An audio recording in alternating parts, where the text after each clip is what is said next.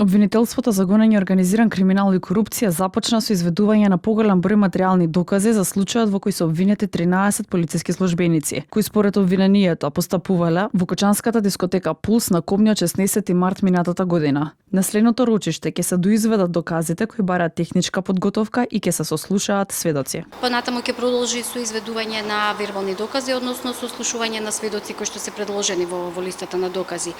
Сушност станува збор за еден консолидиран контингент на докази, кои што повеќе од материјален аспект ќе упатуваат и ќе укажуваат на ќе докажуваат наводите во обвинителниот акт, односно ќе укажуваат на тоа што во конкретниот временски период обвинетите презеле, односно не презеле. За адвокатот на трето обвинетиот и четврто обвинетиот, поголемиот дел од доказите не се спорни. Приговорите се во однос на правното толкување што обвинителката го даде за акцискиот план за постапување за таа критична вечер. Доставениот доказ од страна на обвинителството не достигаат записници кои што се составен дел на тој акциски план.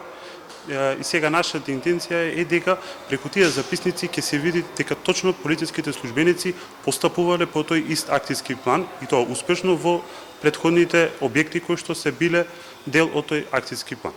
Судскиот процес го води судиката Фанка Јанчулева Михаиловска. Следното рочиште е закажано за следниот петок. Додека пак на судењето за пожарот кој настана на 16 март минатата година, која го води судиката Дијана Груевски-Лиевска, се прикажаа докази за сопственоста, имотот, правната и фактичката историја на објектот Пулс, како и 19 записници од инспекцијски увиди во кафе бар Класик. Откако на минатото рочиште адвокатот Петре Шелегов изјави дека обвинението треба да се преквалификува, родителите на загинатите деца денеска реагираа дека можеби Искра го запалила Пулс, но системот ги отворил вратите за трагедијата. Навистина е цинично денес да слушаме дека луѓето во судница не знаеле зошто седат таму. Не, господа, тие многу добро знаат зошто седат таму. Седат таму затоа што 63 деца, млади лица, не седат веќе повеќе никаде.